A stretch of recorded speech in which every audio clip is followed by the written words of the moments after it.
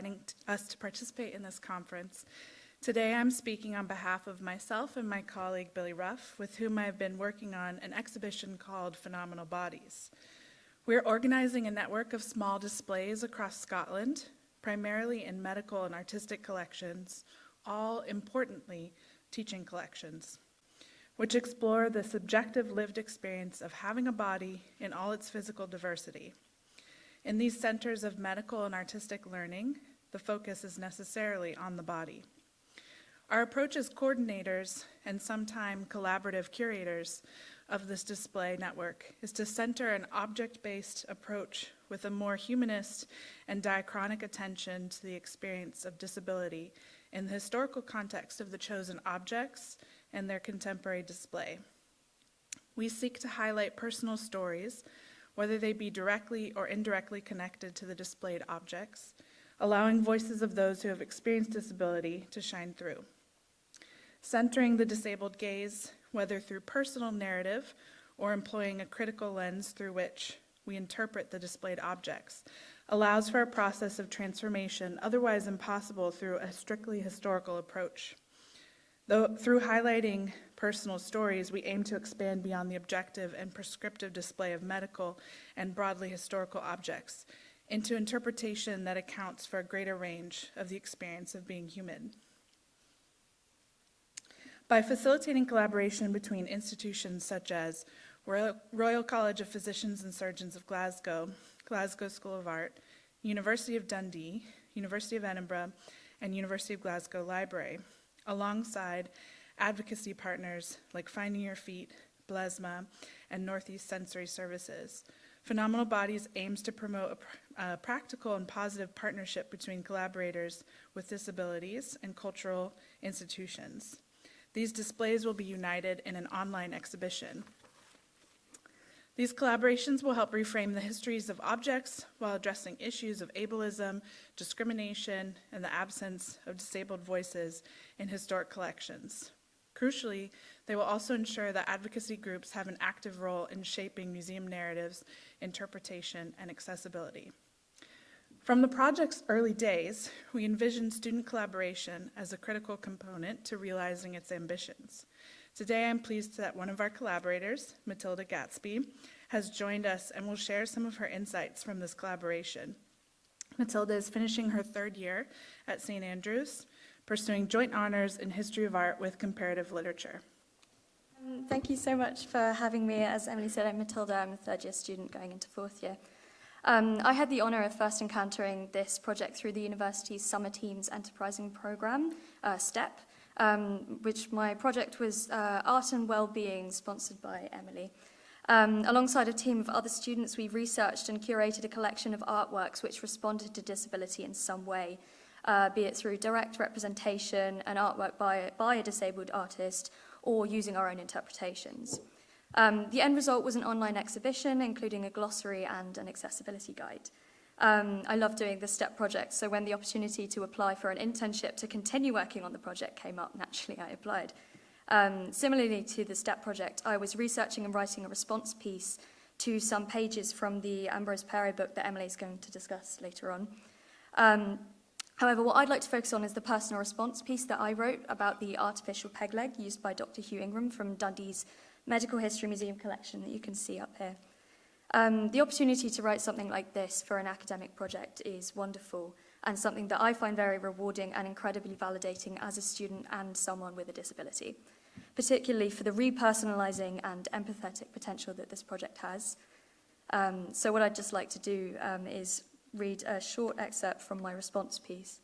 Go back to the page. When I was young, I always used to call myself a pirate.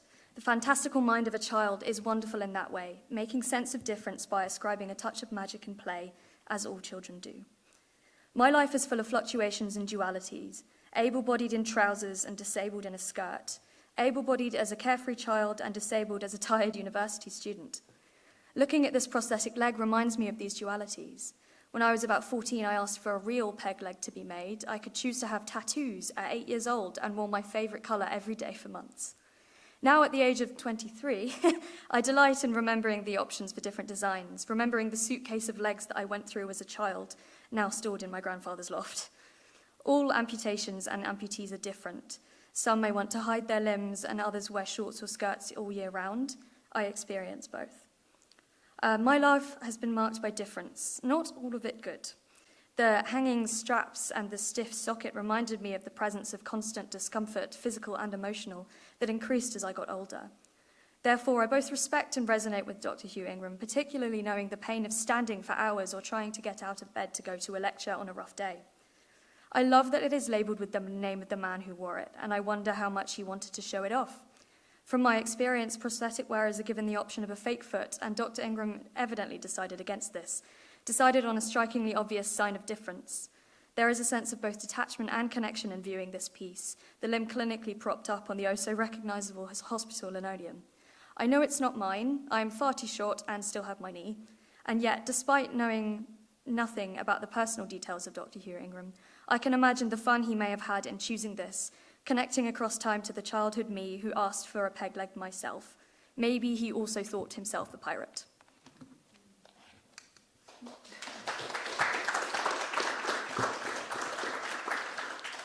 Thank you, Mathilda. She's been an amazing asset in this project. As she mentioned, she was initially involved in an internship last summer where she and 5 of her peers, with the coaching of a PhD student, researched exhibitions that addressed disability in art, then curated their own online exhibition, which you can see here. And you can actually follow this QR code or the short URL to see it. Student learning is at the heart of a teaching collection, which is the motivation behind engaging undergraduate and graduate students in the research and design of this exhibition. Student contributions gave further nuance to the developing intersection of art history and disability studies, allowed for a more inclusive experience for students who have not yet been able to combine their academic work with applied research into disability, in some cases aligning with personal experience. And it created a supportive atmosphere of greater awareness and respect. Such an alternative learning opportunity and practical experience empowered Mathilda and her peers to help envision new kinds of art historical interpretation. Now I'd like to briefly highlight just a small selection of some of the objects that will be included within the Phenomenal Bodies exhibition. This is one of the Royal College of Physicians and Surgeons of Glasgow's treasures in its book collection, which has material from the 15th century to the present day. Ambroise Paré is a groundbreaking study in surgery published around 1585. It demonstrates advances in surgical practices, particularly in the treatment of wounded soldiers. In some of Paré's work, he explores natural and fantastical phenomena connected to his idea of monster births. Though advancing scientific understanding on the one hand, his work equating the unnatural with punishment from God evidences the generally negative historical attitudes toward pathologies and bodily difference. In the preparation of their display, Claire Harrison and Claire McDade have been in conversation with representatives from Finding Your Feet, which is Scotland's leading amputee charity. These conversations allow us to achieve a more inclusive and anti-ableist approach to storytelling, display, and the interpretation of objects. We also look at copies of Vesalius' treatise, which I'm sure many of you are familiar with, on the anatomy of the human body. And looking at this sheet from an art historical perspective, we're interested in the fragmentation of the body used for anatomical illustration. Indeed, this illustration quotes from the famous classical fragment, the Torso Belvedere. The torso is found near the end of the 15th century, after which it was a model for artistic study. Beyond the many drawings made of it, you can see its influence in the art of the 16th century.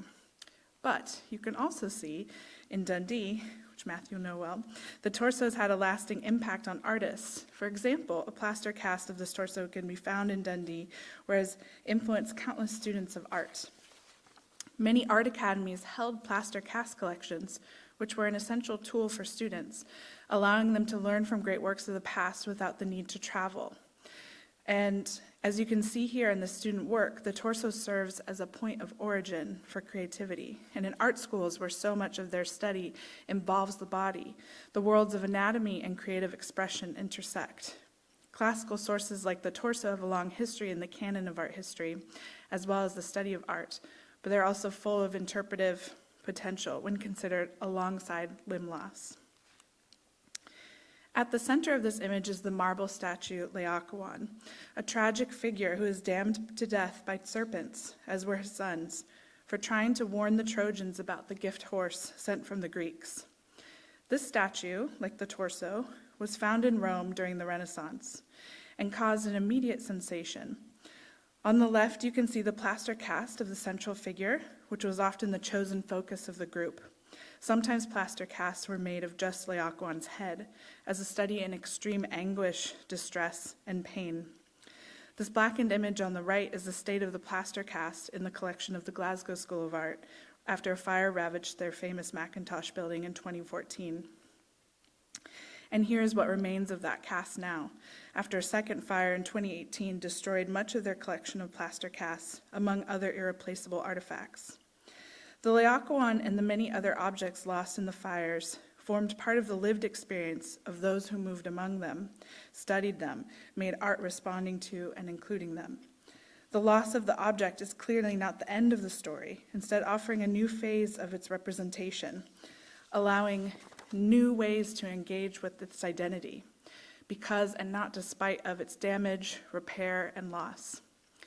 These museum objects are not merely relics of the past. They offer opportunities for contemporary reflection, discussion, and deeper understanding. Through empathetic engagement, such interactions can generate valuable new insights into historic collections while fostering meaningful connections in the present. We should be open to what can be learned from loss. With the second fire in Glasgow, what had seemed recuperable was now more certainly not. Yet the response to what was lost allows for a transformative process of remembering. Now, after the devastation of both fires, we are left with one physical fragment and many materials documenting its conservation, in addition to an intangible digital 3D copy.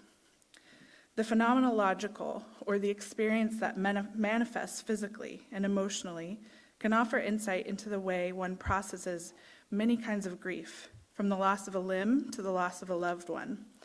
The phenomenology of loss is a growing field of study, and more recent contributions have connected grief and phantom limbs. Confronting loss is an essential skill in our human experience and is underrated as a skill of the art historian. Instead of denying grief or focusing all energies on recuperation, we might instead generate newly meaningful ways of living in response. Thank you.